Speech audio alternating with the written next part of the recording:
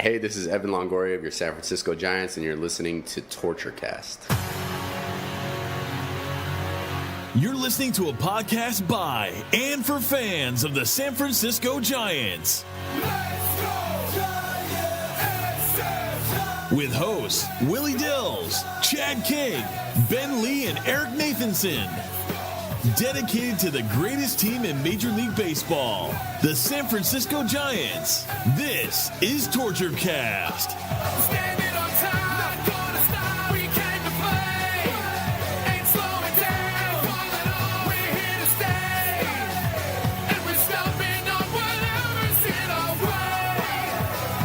I'm feeling like a Giant tonight. It's Monday, April 2nd, 2018, and this is episode 137 of the TortureCast, the podcast by and for fans of the San Francisco Giants. I'm your host, Chad King, for tonight, and joining me from Georgia is Eric Nathanson. What's up, Eric? Not much. I'm happy that we have baseball back.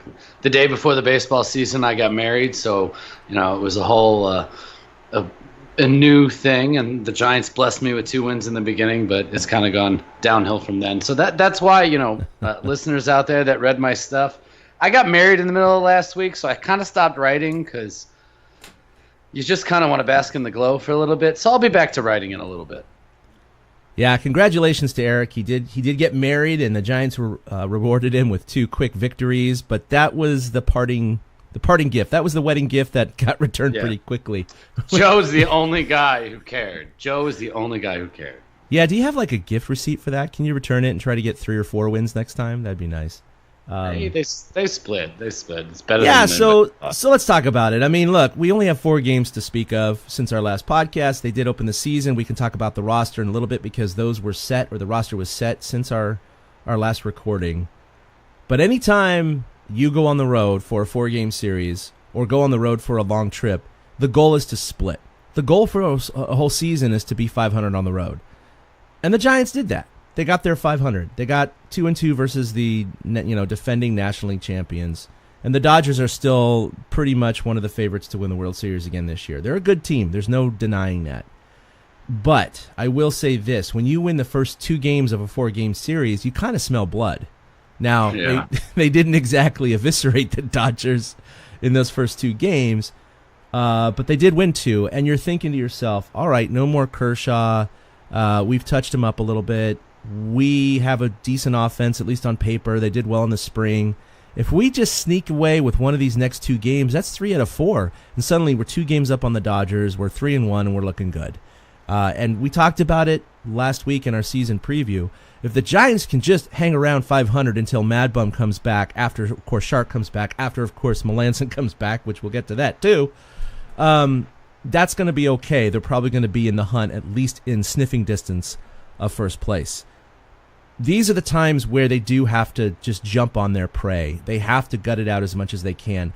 That being said, if you told me the Giants were going to get outscored 14-2 in a 4-game series, and they split, I would literally be getting out a piece of paper and going, how the F did they do that? How is that even possible? Like, they would have to win 2 1-0 games. That's the only way. Oh, that's exactly what they did. So, yeah, you just mentioned it. Joe Panik giving you a nice wedding gift twice, 2 nights in a row. Hits a solo shot off of Kershaw. He gets the L, and hits a solo shot in the 9th off of Jansen, of course, one of the best closers in baseball, and the Giants' pitching was outstanding those first 2 games with Ty Block going 5 shutout, and, of course, Johnny Cueto with 6 perfect innings, 7 innings of 1-hit shutout ball. So, I mean, how are you feeling after those first 2 games going into the next 2? Did you feel kind of the same way, that if they could just split the next 2, this is looking pretty good? I was good. Once they won the second game, I was good. I knew that if they didn't play well on Saturday and Sunday, everybody would be screaming kind of how we are at the lack of offense. But the fact that they were able to steal 2, everybody's been talking about how there's 10 games against the Dodgers to start the season. Mm-hmm. So you kind of want to come out 5-5. They're already won 2 games in Dodger Stadium. They got to win 2 out of 3 at home, and then they only need to take 1 more at Dodger Stadium, and they come out with a split on the month. So I was happy. I was comfortable. Yeah. I mean, it still blew my mind. Joe Panik did something nobody's ever done in the history of baseball. No team has ever won back-to-back 1-0 games with the same guy hitting a solo home run in each game in the history of baseball, let alone the first 2 days of the season against, as you said, Cy Young winner Kershaw and best closer in baseball Jansen. So I was feeling pretty good. I expected the Giants to lose on Saturday. The Dodgers had their ring ceremony for, almost winning. And then they were all excited for that. So you kind of figured they'd take one there. But I thought I was disappointed in yesterday's game. I really thought Stratton was going to take some control, and he looked pretty good, but the offense just didn't show up. And when the floodgates opened, it was just a tsunami. Yeah, it was ugly. I think we need to dive into it a little bit. Again, you tell me they split the first 4 games in Dodger Stadium. I'm happy with that. And I still am. They still can come home saying, look, we split. We're a half game out of first, whatever. It doesn't matter. We just got to hang around 500. But obviously the red flag is not the pitching. There were some hiccups, and we'll get into some of the individual performances. Overall, as a team, the ERA is just above 3, so it's not, a train wreck or anything at this point. The train wreck certainly resides with their offense right now. Again, we're dealing with the Dodgers. They had one of the best pitching staffs all last year in all of Major League Baseball. They will again this year. So they are up against a great, great set of pitchers. But that said, they tried to address some of their offensive deficiencies with the additions of Jackson, McCutchen, Longoria. And they were just incredible this weekend. They were a combined 2 for 47. 2 for 43. That's an 0.47 clip. Longoria is still hitless in 15 at-bats. Cutch was 1 for 16, and Jackson was 1 for 12. I mean, this is getting into like the worst hitting pitchers kind of territory batting average. This is not good, and I'm trying to figure out what's going on here. Do you think, because I was listening to Jeremy Affeldt today, he was on KMBR, and they were talking about this 2 for 43 combined between 3 new guys. And they were asking him, what do you think is behind this? I mean, how do all 3 are slumping at the exact same time in a 4-game series? And he said, yeah, well, first of all, you got to tip your cap to the Dodgers to a certain extent.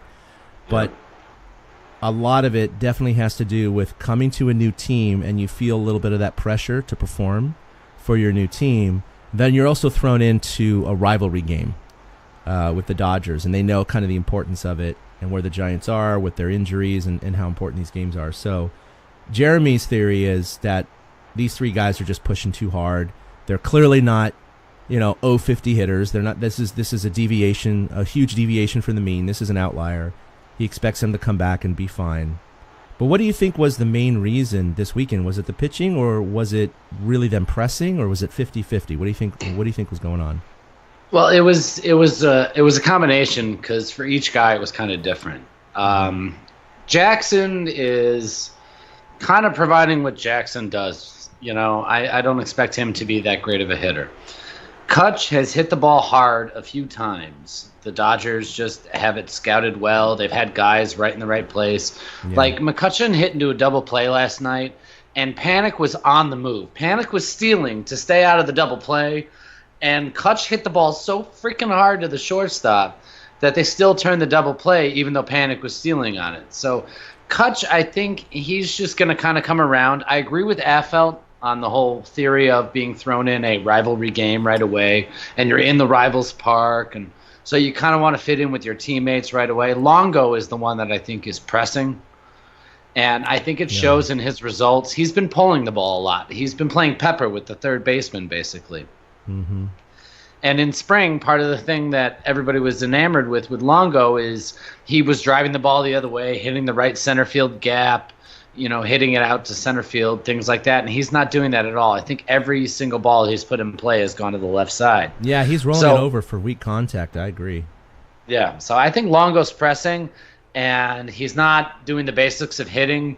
And I'm hopeful that either Alonzo Powell or Rick Shue see that, and they talked to him about that before tomorrow's game against Seattle.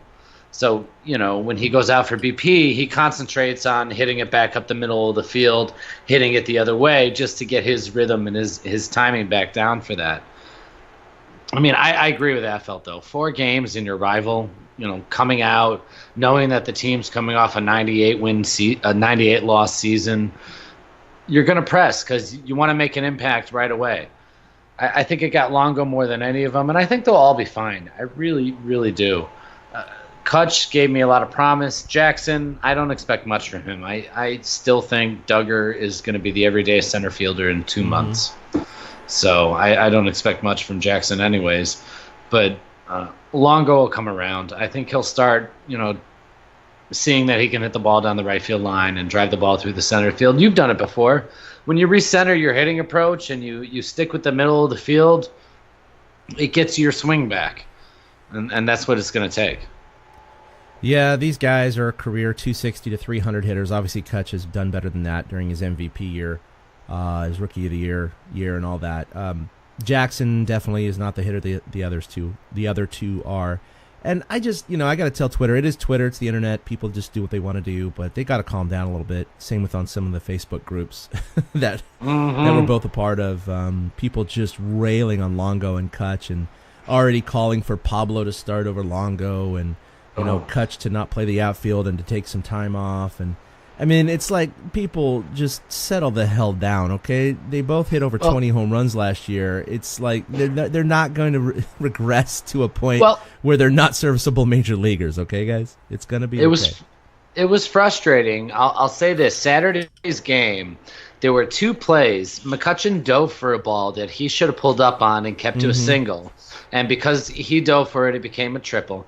And then he and Blanco crossed paths, and Cutch is used to being a center fielder. That's exactly the problem. Yeah. Grab everything that I can do. And the kinks have just not been worked out.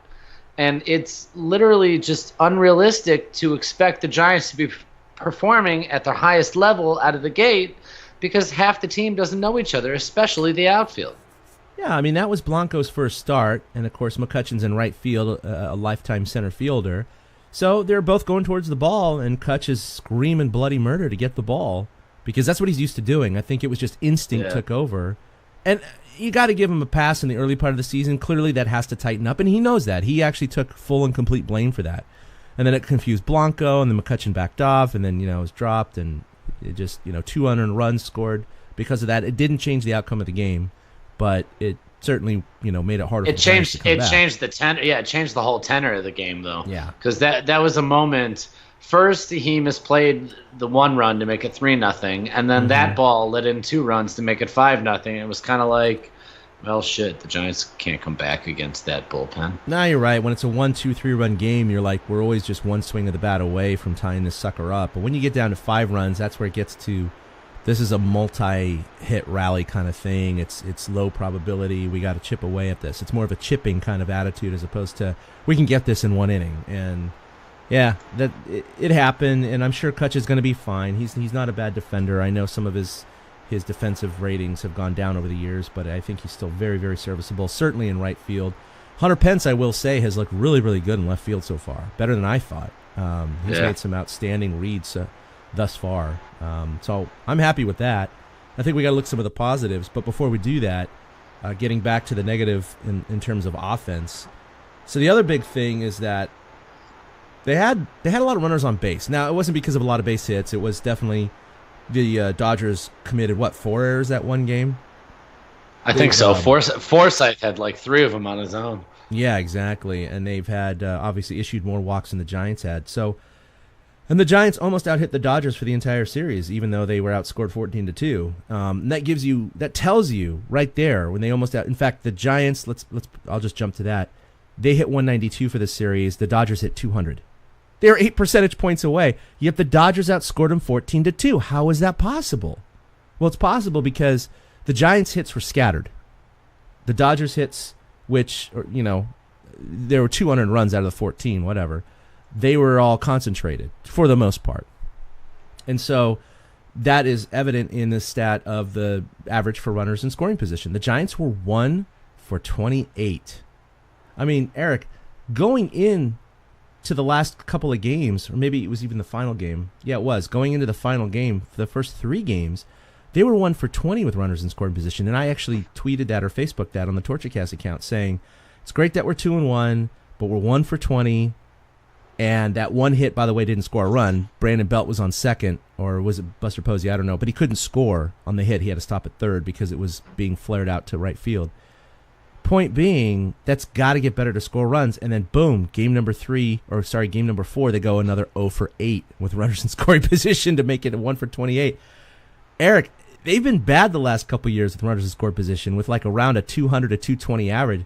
This is way below that, man. This is even worse than the Longo, Cutch, Jackson batting average. This is down to where I might even be able to go 1 for 28 with runners in scoring position in the major leagues. Maybe. I'm just saying. Well, give me 28 chances. We got to give the Dodgers pitching some credit. I know people don't want to hear that, but we do have to give the Dodgers pitching some credit. And I'm going to spin the positive out of it. Look at how many freaking base runners the Giants had in the first 4 games. And these guys are going to come home to score. They are. They're not going to go 1 for 28 for the year. We know this. It's going to regress back to the mean or come back to the mean. That's great. And that was kind of my point, is that they didn't really get out hit by the Dodgers. They got out hit in the sense of when the hits happened. And there definitely has a lot of credit to be given to the Dodgers for shutting down in the high-stress innings. They gave up 2 runs. They're both solo shots. Yeah, they decided the game, but they weren't in crucial situations, except I guess Jansen was in the 9th. But once the Giants got runners on base, and they had multiple times where they had less than 2 outs and a runner on second or first and third, definitely runners in scoring position, and they just couldn't execute. It was frustrating. And obviously McCutchen and Longoria were huge contributors to that 1 for 28. So, I mean, long term, I agree with you. I'm not worried. As long as they keep putting runners on base, it's going to eventually happen where they're going to crack through for a crooked number, and they're going to be fine for a certain stretch. But they do play the Dodgers, like we said, 10 times in the first 29 games. So if you're going to give the Dodgers a lot of credit, yeah, the Giants have got to adjust. They got to make adjustments. They got to do something to get those runners home, because that's the only way they're going to beat the Dodgers. They're not going to go back into Candlestick. I just said Candlestick. Into AT&T or back to Dodger Stadium and win a couple more 1-0 games with Joe Panik home runs. That's just not going to happen. They got to produce runs the old-fashioned way. I think the whole thing with the Giants was the offense got overhauled. And after 4 games against your rival, we're just not going to see that. They're different games. It's playoff-type games. So I think after I said it on our preview show, and I still believe it. It's going to take a month for us to see what this team really is. We could be talking about like, oh my God, can you believe they only scored 2 runs in that Dodgers series a month from now, because they're averaging like 7 runs a game since then. Probably not likely. No, I don't anticipate them being at the bottom of the league in runs per game like they were last year. I certainly don't expect them to be in the top 10 either. I expect them to be somewhere in the middle. And you're right. It's going to happen where they're going to have a couple of series where they blow the doors off, and they're going to be like, oh, okay, they're kind of back to average. They're back up to MLB average or something like that. Right now it doesn't look good, but again, Dodgers, defending NL champs, great pitching staff. It was a road, they were all road games. They split. Let's take it. I mean, that's the positive. You got to think, if you told me they scored 2 runs in a 4-game series and won 2 games, that's insane. I'll take that any day. And the fact is that they're even. They're 500. It's okay against the Dodgers as long as they keep fighting. As long as they get out of this stretch, the first couple of months around 500, it's going to be fine. And they're going to be facing some much weaker teams, besides the Dodgers in this first month. So this is the time to do it. If they can finish, April with a 500 or maybe even slightly above, they're going to be in good shape, because Samardzija looks like he might be coming back a little bit sooner than originally thought. He's already throwing on the side, and he might be back by the middle of April. So we'll see what happens there. I'm still not convinced that's a good thing. Well, we did. We'll get to the pitching staff in a little bit. I do want to say one thing about some little records. You talked about starting the season, or really any time in a season, that a team won back-to-back 1-0 games with the same player hitting both solo jacks. That's awesome. Yeah. On the kind of sour note of that, by holding the Giants to only 2 runs, the Dodgers matched the 1915 Phillies for the fewest number of runs allowed over a 4-game series. That's kind of impressive. I wouldn't have thought that. I would have thought that somewhere in Major League history, now granted, 4-game series are much rarer, right? You don't have too many of them throughout the year. So that already kind of eliminates 90% of series, 80% of series, I would say, right? Because most are 3-game series, and then you have your 2 and 4. So you're already kind of limiting the table. But I still would have thought there would have been at least one other series out there which would say a team allowed no runs or even 1 run over 4 games. But apparently not. Apparently this is the first time or the lowest number of runs a team has allowed over a 4-game series. That's not good. It's also the first time in their history that the Giants failed to score more than 1 run in each of the first 4 games of the season. So in the Giants' very, very long 100 and however many years plus history, they've always scored at least more than 1 run in one of the first 4 games. So the fact that they went 1-1-0-0, first time that's happened. So, but again, you know how statistics and these records get into very obscure things. You know, like the first time someone, hit a single hitting left-handed while the full moon was up in, August during a whatever. It happens all the time. Yeah, but okay, here's the thing. Here's the thing to you, to every Giants fan who's been focusing on all these negatives.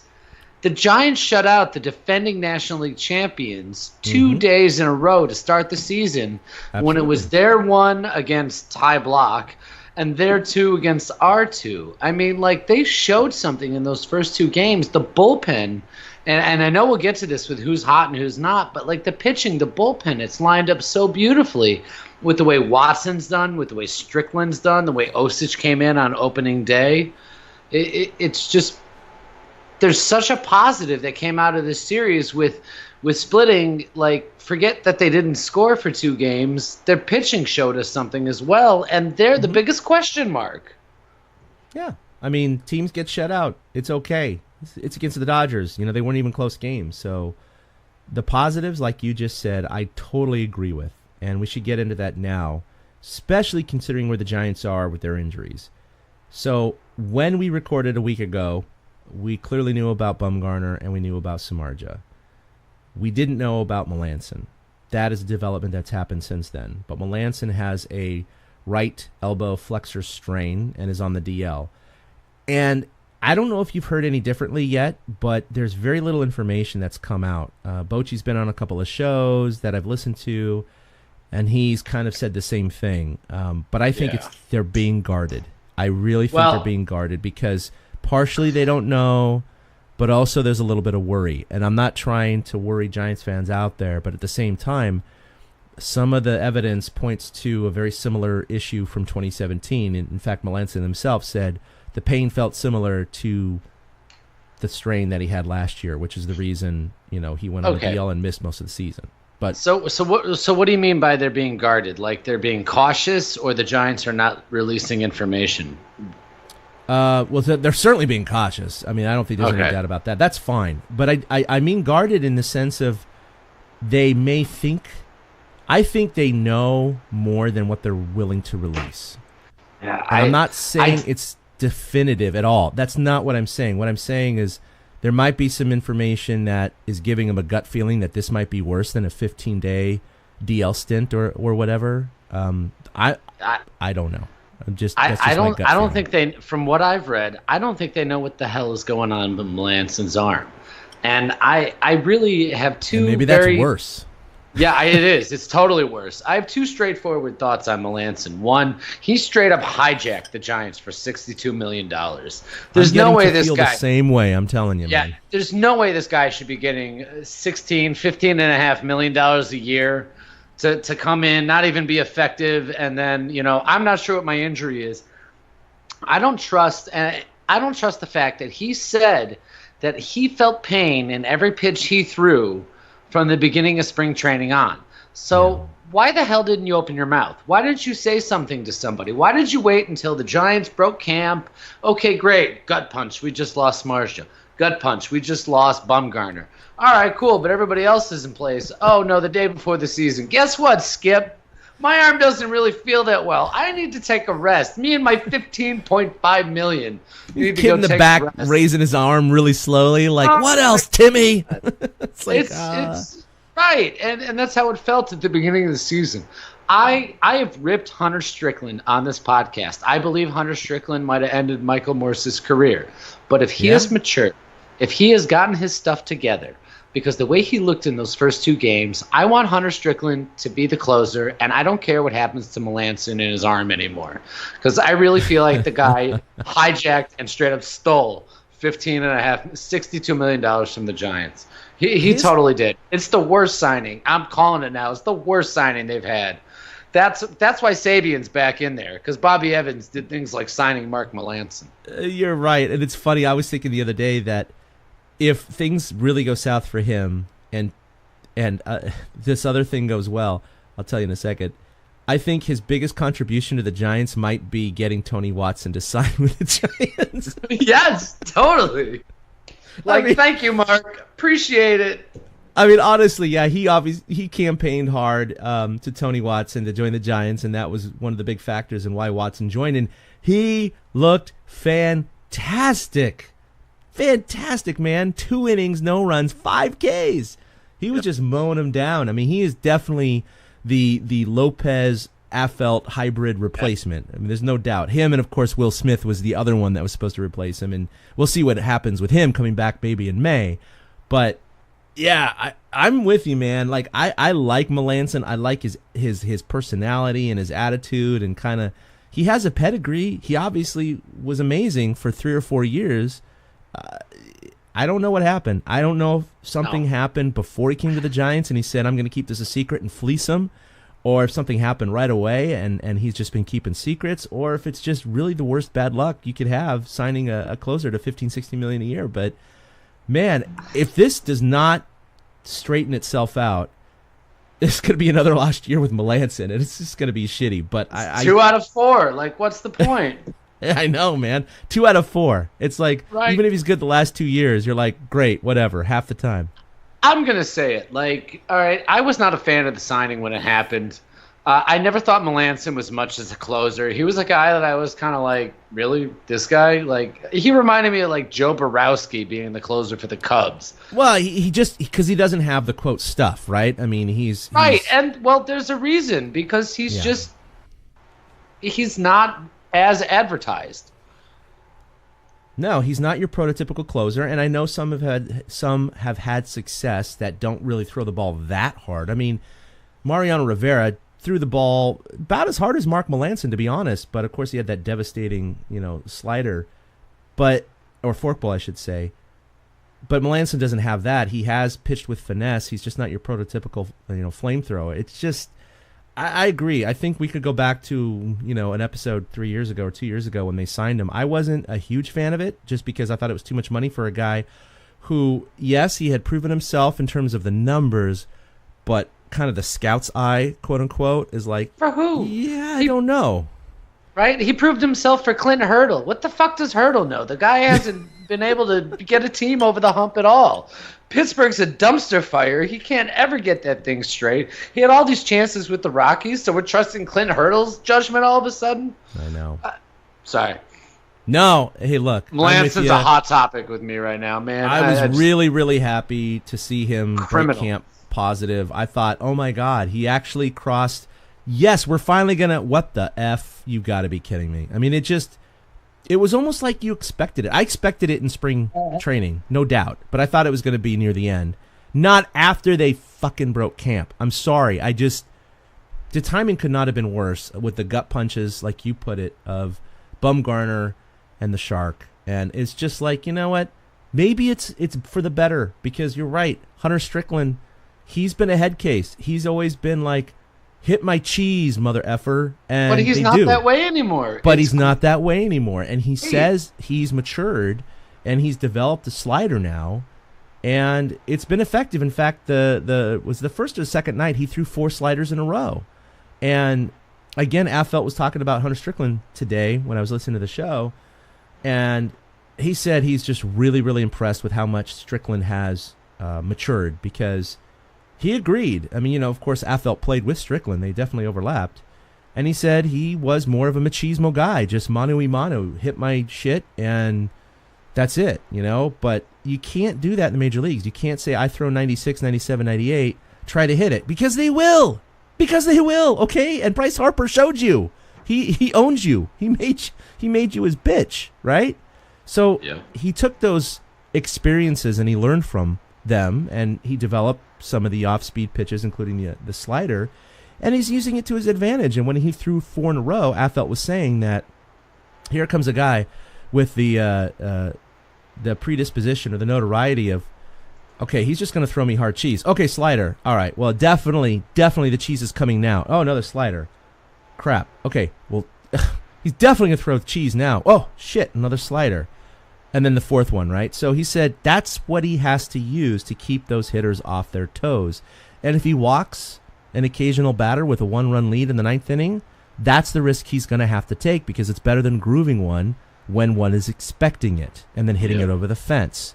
So Affeldt loves what he sees in Strickland. I think you and I agree that the maturity level may be there by now. And look, even if he's the closer for the first 3 months of the season and Melancon comes back, he's going to blow a couple of saves. It's going to happen. It happens to most closers. And I think we just have to look at the whole big picture. If he goes 8 of 10, 14 of 16 or 14 of 18, that's okay for a guy who's kind of learning to close now, because he hasn't really had the temperament of doing it. He has the tools. It's been kind of the mental capacity. And if he's developed it to the point now where he can lay off the pedal for the machismo and just go with, hey, I just need to keep these guys off balance and thinking and second-guessing themselves, that's how I succeed in the major leagues. Not trying to throw my hardest down the middle. And I think that's great. Yeah. Hunter Strickland, he's making strides. We saw it through spring this year. It just felt like a different guy. I'm hoping he takes it, and it's one of those things where Bochy's like, I can't take this guy out. He's 13 of 13 on saves. I really hope that's what it comes down to. Yeah, we'll see what happens there. That's going to be interesting. But with Bum and Shark, of course, on the DL, we knew that they were going to have to replace 2 guys. Then you throw in the fact of Melancon going on the DL at the last second, and the guy you thought was going to make the roster, which it looked like he would have, is Julian, or Julian, however you want to pronounce it, Fernandez. He goes down with the worst injury you can think of for a pitcher, and he tore his UCL. So he's having Tommy John surgery. So he's gone. He's gone for this year, and he certainly is gone for the beginning of next year. And then the fact that the Giants are going with a 4-man rotation until mid-April, because they have these off days where they don't need to use a 5th starter, because they need to do that because they don't have their 2 horses in the lineup. So that, in a sense, promoted guys that normally would not have made this team. And I got to tell you, when you look at that roster, that 25-man roster, I think Derek Holland was someone that they might have selected as long relief anyway. But we were talking Roberto Gomez, Derek Holland, Pierce Johnson, and Reyes Moranta. What the hell? Like, could you... I mean, last summer, Eric, would you have even predicted any of these guys could have even been... I mean, they weren't even on the Giants. Well, no, I shouldn't say that. Gomez was, but... Gomez, yeah. I mean, come on. This is just weird. These 4 guys out of the 14 pitchers or 13 pitchers, that's a high percentage of what the F's. Just saying. But you also noticed that those guys only pitched on Saturday and Sunday when the Giants were down 5. Giants were down, yeah. Right. Like, who was the guy? Gomez gave up 4 runs yesterday, I think it was. He did. He gave up 4 runs in 1 inning. Yeah, it was batting practice, too. Like, they were swinging at the first and second pitch every time. It must have looked like a beach ball. There's a reason they're pitching in that. They're bodies. That's all they are right now. They are literally bodies, because Bochy is still able to manage with the bullpen on the days that they're the close games. Osich is still pitching well, and then they've got Strickland and Watson, like we've talked about. So, I mean, they're what the F additions, but, like, I don't know. My mindset is not every guy is there to shut the door. Sometimes you just need a guy to mop up innings. Yeah, Derek Holland, of course, served as a number 3 starter, and it looks like he'll get another chance. And again here against LA, unfortunately. But he does a hell of an impression of many different voices, so there's that. Pierce Johnson actually did not look bad in spring training. He threw one scoreless inning yesterday. He looked pretty good. Gomez did get lit up. He definitely looks like batting practice, and he only has 5 or 6 innings in the major leagues now because he came up and had a cup of coffee with the Giants last year. I think he had 5 innings or 4 innings last year, and he had 1 inning so far this year. And he had an 8.42 ERA in those 4 or 5 innings last year. And, of course, he allows 4 runs in 1 inning this year. So he's not exactly starting very well in the major leagues. But I agree with you. I think these guys are they're the bottom of the totem pole. Well, not Derek Holland because he's a number 3 starter right now. But the other 3 guys, they're going to be used for mop-up, and it's going to happen. Hopefully there's not going to be too many situations in which these guys are called upon in a tie game. But they will happen. It always does. We always have those games where 3 out of 4 games, the starter gets knocked out in the 3rd or the 4th, and the bullpen is taxed, and then pretty soon one of these guys is finding themselves, with a 1-run lead or a tie game in the 5th inning, and they're pitching, and that's just the way it goes. So that's where this deficiency may expose itself, because it didn't cost him any games, of course, in these 2 games, but we'll see what happens. It's an interesting roster. I'll just put it at that. What did you think though of Gorkis making, or Blanco, but I rate Blanco over Gorkis right now. But what do you think about Gorkis making it over Duggar? I mean, is it just a simple matter of Duggar needs more seasoning and that's what they're focused on because they don't want to ship him up and down too many times, or what? That's what I see. Duggar only played 13 games in AAA last year. And there was a lot of talk about how the Giants faced a lot of left-handed starters. I mean, against the Dodgers, we just faced 3 out of 4. How they're going to face a lot of left-handed starters over the first couple weeks. So I think it's a combination of getting Duggar at bats down at AAA as well as playing the matchup game, because Gorkis is a guy that they can cut loose. Blanco is too, but Blanco kind of made it there. I think Gorkis is the guy they'll cut loose, and if he doesn't get picked up by a team, he'll gladly go back down to Sacramento. So that kind of a move doesn't bug me. It's not for service time. It's got nothing to do with keeping his contract down or anything like that. Duggar really needs some seasoning, and he needs to get the at-bats. Jackson's going to be starting like 10 of the first 14 games, so that's 2 weeks. So, at that point, on the bench anyway. Right. You don't want him sitting on the bench. You don't want young guys sitting on the bench. You want them to be doing things. Yeah, I was one that was not upset that he didn't make the team on opening day because he's not ready. He has so many limited at-bats in AAA and AA. Really, all the minor leagues. He has a lot of Class A at-bats in San Jose, but other than that, I mean, he just needs more seasoning. And we've seen guys rushed up a little too fast and seen what the effect may be. So, anyway, I do think Duggar has a promising future. Did we address? I don't think we addressed last week because this happened in between. But Jarrett Parker was released. Yeah, Holland took his roster spot.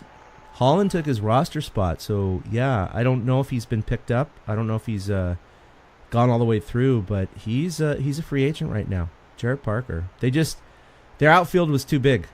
Even in AAA, even in Sacramento, they just had too many outfielders. So. Which is weird because Parker was the starting left fielder last year. Mm-hmm. He is one of the 11 starting left fielders since Barry Bonds left, one for every year.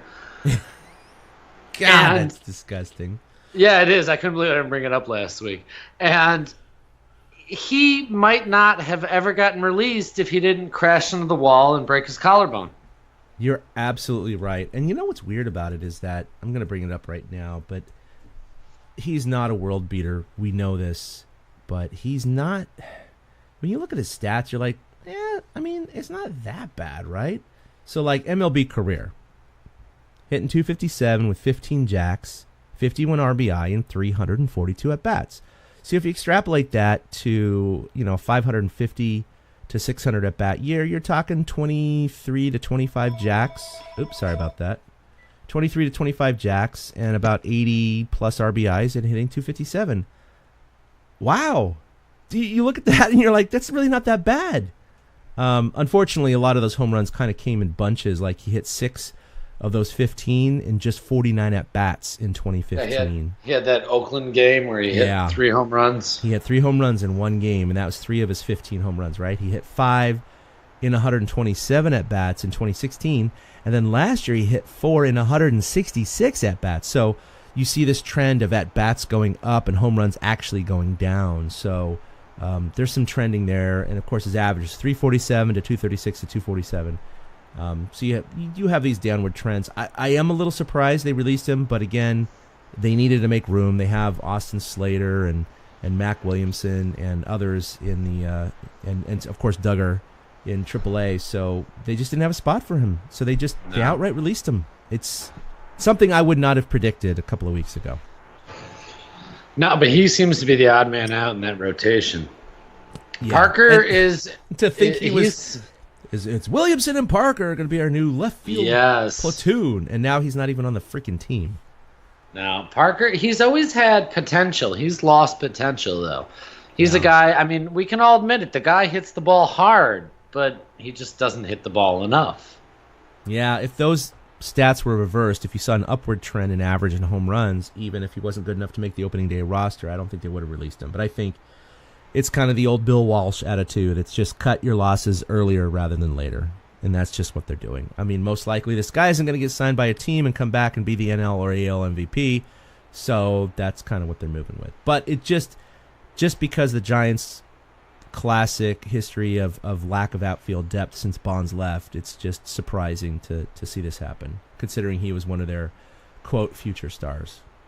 But, hey, that's another reason why I think the Giants will be okay. They have depth. They do. Now they have depth. They're going to be okay. They're 2-2, guys. Don't freak out, okay? First month of April, if they're still hitting 050 for those 3 guys, we got a problem. But not right now. All right, so let's get to who's hot and who's not. I think we've pretty much covered everyone, but we'll just summarize who's hot. Of course, Joe Panik, 2 game-winning homers, solo shots. And overall, he's 6 for 15 in the series and for the season, hitting 400. So nothing wrong with him right now. Ty Block, of course, with 5 shutout innings against the Dodgers. He got the win. I did think he was going to go a little bit longer, but I think there was a pinch-hitting situation with a runner on first and 2 outs, which was a little weird because it was like, you need an extra base hit or 2 hits here to score that run, but they pulled Block. Yeah. However, the bullpen really, really rose to the challenge, and that's what piqued my interest in this new revamped Giants bullpen, because they did 4 shutout innings. I don't have the box score in front of me, but I know it was Corey Guerin, which, by the way, I don't want to delve into him too much, but Tony Watson looked good, Hunter Strickland looked good, but Corey Guerin got out there, and I'll be honest with you, his sliders look like really flat frisbees, very hittable. And the Dodgers didn't hit him, and I was a little surprised because he left a couple over the plate that I thought were going to be launched. What did you think? I thought they looked like Sergio sliders. Yeah, Sergio sliders, they disappear on hitters. I guess that's what it is. It seemed to me that Sergio's, even though they're frisbee, they disappeared much better. They tailed much better. His just seemed to kind of level off. You know what I mean? They didn't seem to tail as much as Sergio's, but they were missing them. So, but when you're watching from a center field camera, you really can't pick up as much as you do in reality. Plus, every camera is different. But he got the job done. So he also looks like a mountain man now. By the way, he does. He's got I saw some story that his family doesn't even know who he is because he. I read that. Yeah, like friends and family were like, "Wait, what? That's Corey? No." That's pretty good. Yeah. Tony Watson, I just mentioned him. 2 innings pitched, no runs, 5 Ks, and of course Strickland 2 for 2 in saves, and he looked pretty darn solid. Do you have any other players that you thought were hot over the weekend? Yeah, I want to give credit to Hunter Pence. Yeah. Because not only did Pence play a pretty decent left field, he put the ball in play. He was 4 for 14. He had a double, 3 singles, but he wasn't just getting his hits in the garbage time when they were down 5-0. Pence was getting on base and trying to do stuff generally in front of Crawford and Belt, or Belt and Crawford in the lineup, which I still don't understand why Belt isn't heading ahead of Pence, but that's different. So I give credit to Pence. Pence really showed me something this first weekend. I thought that he would kind of show up with an offer, but he's put some good swings together and had some solid contact. Yeah, Pence had changed his stance coming into spring training and was like 1 for 19 and went back to his old stance and hit the crap out of the ball the rest of spring training. So, yeah, he's not a world beater these days, but again, he looked good in those first 4 games. I agree with you. Okay, let's talk about who's not. We already mentioned this. Longo 0 for 15, Cutch 1 for 16, Jackson 1 for 12, and Roberto Gomez 4 earned runs in 1 inning. Not that we want to shoot any more Giants in the back, but anything else stand out to you as not being good over the weekend? No, we covered it. I mean, yeah. There's really nobody else that it's funny. The one name we haven't mentioned, and it's not on the bad side. Actually, the good side is Posey. I was about to say he was like 306 or 316 for the weekend. So just a good weekend. He squared up. Yeah, he squared up some balls. I'll tell you, Belt actually squared up some balls too. Crawford was able to get by. He had a couple of flare base hits. Overall, I didn't really think anybody looked horrible. Honestly, Longo was the guy that I thought looked like he was pressing the most, but everybody else was generally making solid contact. And you switch it around to the pitching side, Gomez is the only guy that's gotten shelled so far. Like, he had to go get him yesterday. It sucked because Gomez should have been able to just finish out the game and not bring Maranta in. But he didn't. But other than that, everybody's been kind of doing what I expected them to do. So, I agree with you. I've been watching the games for the most part. I've watched most of the innings. And to me, Evan Longoria just has the facial expression and body language of someone who is pushing too hard. And I'm not a psychologist, and I could be reading into that a little too much. But he does appear to be pushing a little too much. Josh Reddick of the Astros didn't get a hit before tonight's game. And so he tweeted earlier today, I will get a hit. I will get a hit. I will get a hit. I will get a hit. I will get a hit. And it goes on for all whatever the maximum characters that Twitter allows. And he's gotten so much love for this. 14,000 likes, 2.2 thousand retweets, 500 comments or whatever. People just love this. I mean, here we are, a Major League Baseball player. They're all supposed to be quiet and kind of like not talk about this kind of stuff, because it's kind of taboo or it's bad luck or it's whatever. And he's just like straight up calling himself out. I will get a hit. I will get a hit. I will get a hit. So I was watching the Astros game tonight while I was making dinner for my son. And sure enough, Reddick's second at bat flares a little dink into center field. And the crowd went freaking crazy at Minute Maid Park. And he gets onto first base.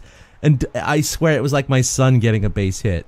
His elation was just over the top. He was just so stoked he finally broke the seal. I think that's what Longo needs, man.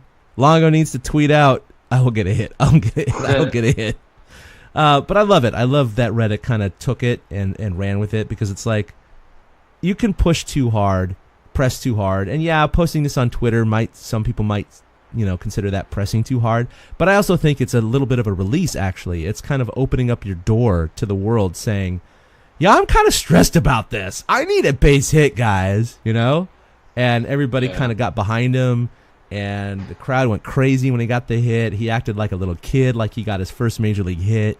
It was amazing. It was really cool. So even Josh Reddick, another veteran who went 0 for the first 3 games, and that was only 3 games, by the way, not 4, finally got his hit. So Longo, go ahead. Take to Twitter, wish for a little bit of luck, and we'll see what happens when the Giants open up tomorrow. Well, hopefully he gets love when the Giants open up tomorrow. I hope fans aren't already sour. No, they're not going to sour. I mean, look, let's be honest. We're talking about people on opening day. Half of them are going to be corporate-sponsored people and people who casually follow the Giants. Half the stadium isn't even going to realize that this guy is 0 for so far. So there's not going to be any problem there. If it was Philadelphia, yeah, might be a problem. I don't know. We'll see. Wouldn't want to play for that team ever. So coming up, the Giants do have 2 games, including their home opener tomorrow. It's an afternoon game. Unfortunately, I cannot attend either one. I really wanted to go to Wednesday's game, but I don't think it's going to be able to work out against the Seattle Mariners, which is an odd home opener against an American League team. They're going to have Ichiro in town. Now, this is a team that, of course, they could lose to, but hopefully they can beat up upon. Taking these 2 games heading into a series with LA, which is the next 3-game series at home, would be really, really nice. So a split would be acceptable. Hopefully they take 2. You got any notes about the Mariners? I mean, like, what's going on with them? Are they they're going to come in with any fire? I mean, what's the whole Ichiro thing? I mean, D. Gordon hit a home run yesterday that made everybody happy to put them ahead. They can hit a little bit. They're a mediocre team. They are. They're going to finish middle of the pack this year. So if the Giants split with them, it's totally fine.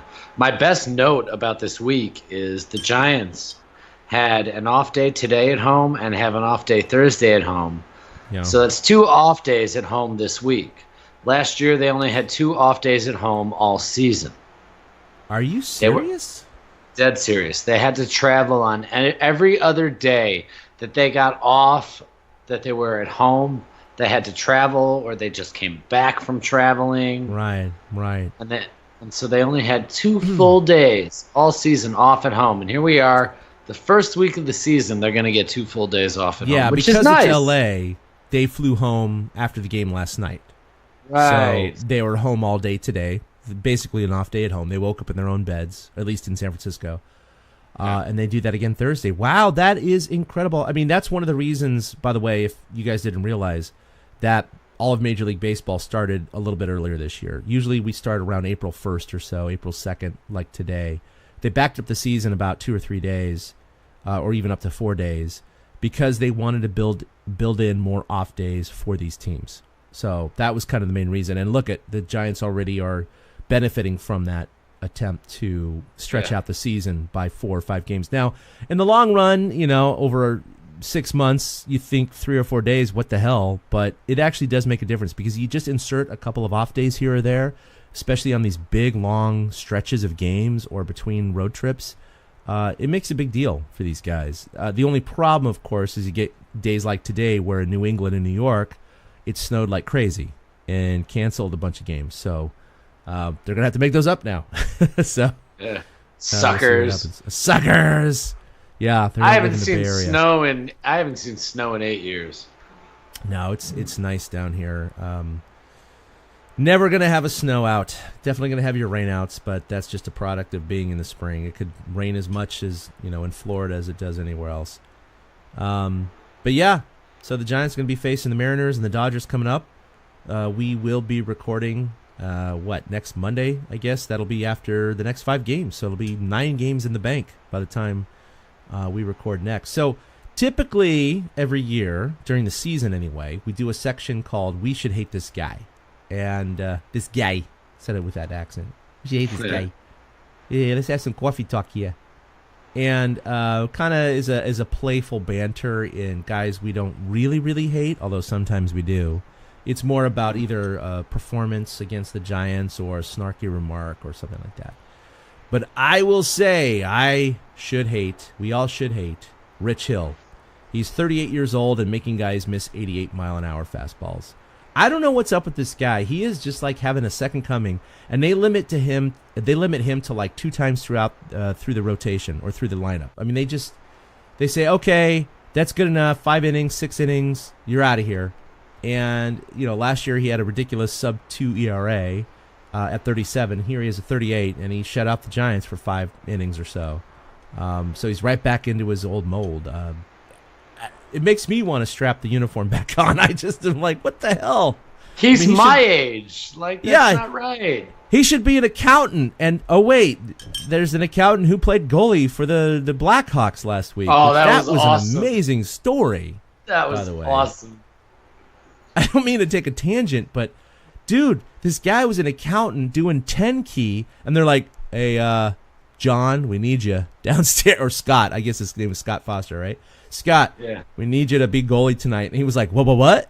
And he goes down and has to suit up. And they have a jersey for him because they have an open tryout for the emergency goalie every year for all NHL teams. And the funny thing is that you actually might replace the visiting team's goalie if that were to happen, which is very odd to me. I got to admit. So they were playing Winnipeg. So let's say if Winnipeg had those injuries, he would have been actually playing for Winnipeg against the team that he works for. And I'm like, how does that work? That's just an odd thing. But I mean, let's be honest. Canadians believe in integrity, so we got to give them credit. Got to try your hardest, eh?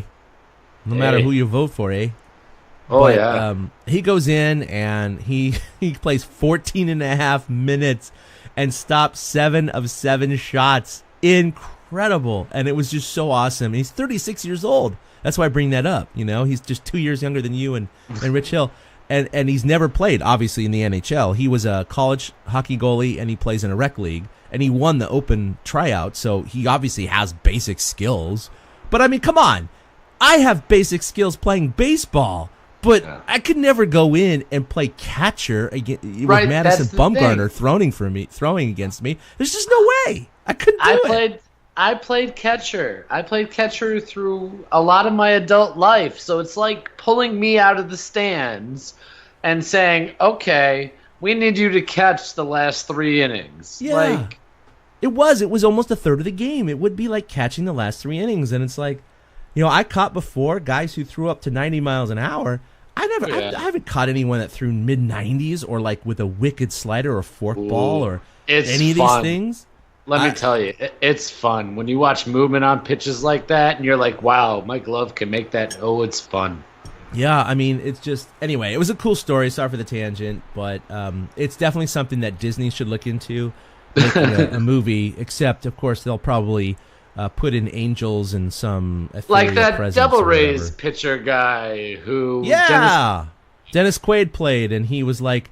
using the street radar for his baseball pitches, which, by the way, would never work because they can't pick up something as small as a baseball. And I only remember that from the commercial. I never saw the movie. It was a pretty bad movie. Yeah. Anyway, but you got your guys like ex quarterback for the Rams, Super Bowl MVP and blinking out. He was bagging groceries, that kind of thing. Kurt Warner. Yeah. You have these stories, but this is a little different because he never played professional, not even semi-pro. He was just playing in an amateur recreational league, and he gets, boom, done. Movie, he can tell his kids. He doesn't have to play another minute in the NHL. He's done. In fact, I would say I quit because I would never want to go back out should it ever happen again and then get lit up, right? I agree. Okay, I agree with. I would just be like, drop the mic. You can hire someone else because, number one, it probably won't happen again. And number two, if it does, I might get lit up. I want to go out with my perfect record. I'm going to go out for 7 for 7 and be done. So that'd be pretty sweet. He's in the record books. But yeah, anyway, Rich Hill. So how about you? Well, the guy I'm going to hate this week is Puig because, he's Yasiel Puig. And there were times, I'll give him twofold. I'll give him a little crap. Because I noticed yesterday there's not an at-bat that goes by that Yasiel Puig doesn't turn around and say something to the umpire. Yeah, and it's like, man, shut your effing mouth. Get in the box. Sometimes it's a strike and you don't agree with it. That's fucking life. That's your job. That's the game. And as somebody who umpired for many, many, many, many years, like that would drive me nuts. Knowing every time that this guy got in the box, he's going to be asking me on the 2-1 pitch, where was that? How many inches in was? I mean, like, shut up, get in the box. And I also hate Puig because he did good. It's funny, he's literally at bat right now as I'm talking about this in the Dodger Diamondback game. Ooh, Goldie almost got that. The other thing though I hate him for was he made a really smart play in last night's game. He really tried to get in the rundown to make sure Seager scored. He didn't care if he was out. And then he was safe. Seager scored, and it led to not good things. So, I mean, you got to hate Puig because he's Puig. He's an annoyance, but he's also an annoyance because he's a good ball player, and I hate him for that reason too. I know. I can respect his physical talents. He has probably the best arm in the outfield in all of baseball. And he's a good hitter, and he's got special talents, but I just don't like his attitude. And hey, look, that's the way a lot of people thought about Barry Bonds, even before the steroid thing, right?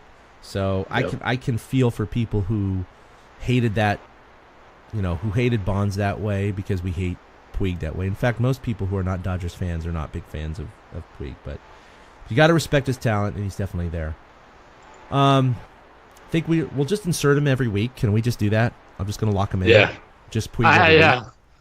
Our default, Garden Gnome that we could beat on. That'd be sweet. I mean, he's easy. I mean, He is easy. The problem is A-Rod was talking last night that he spent a lot of the offseason working with Puig, and Puig has finally figured this out, and Puig has finally figured that out. So I'm kind of worried he's going to be a little less selfish this year, and might actually be the Dodgers' best player. And I don't want that to happen. I don't either, because they already got Seager, they got Bellinger, they got Turner. Like, no.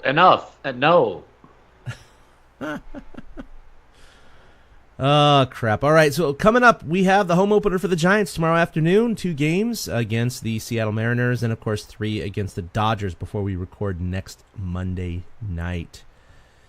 Well, that's about it for episode 137. I'm your host, Chad King, and, of course, you can follow me on Twitter at ChadK21. You can follow Eric at 2outhits, that's with the number 2. Collectively at TortureCast, and of course the 2 absent. They'll be in here and there. They're not going to be regular hosts this year, but they will contribute when they can. Willie Dills at Willie Dills, and of course Ben at Fried Duck. Check out our Facebook page. We're definitely active. Eric has been writing a ton. I'm definitely going to be writing more this year. Look forward to a bunch of the games that I'm going to be covering this year. I think I'm going to be covering at least 2 or 3 in April, and definitely more than I did last year for the entire year. Eric, you got anything else to pimp or state? No, I really don't. I got married, and I totally didn't give a shit about the Giants for like 4 days. It was nice to watch the games, but I couldn't get into the numbers. I was on cloud 9, the honeymoon phase, if you will. I mean, we've been together a long time, but so I don't have anything to pimp right now, but I will definitely be writing stuff throughout the season. So life's just been busy. What's really funny is I got married in October 11th, 2003.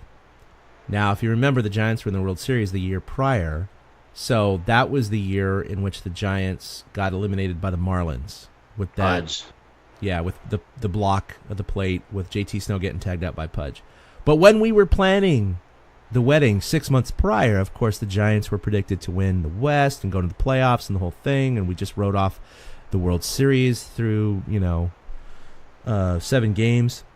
So we were thinking, oh my God, we want to do our honeymoon in October and our wedding in October. What if the Giants make the playoffs? And my wife is like, you better not give a shit, because we're going to Grand Cayman, honey, and you better not give a crap because we're going to be doing other stuff. And so it was like this weird, like, I want them to do well, but not too well because I don't want to miss it kind of thing. Because, of course, that was prior to the Giants have ever winning a World Series in my lifetime. And, of course, they got knocked out. So it is interesting how when you get married and you're in your, I know you're not on your honeymoon right now, but you had 4 days there where you didn't really care. It's like you got real life going on. So, and that's what real life really is about. Of course, this is just a distraction. Sports are just a distraction. I gotta share with listeners though that I got married in a San Francisco Giants cap.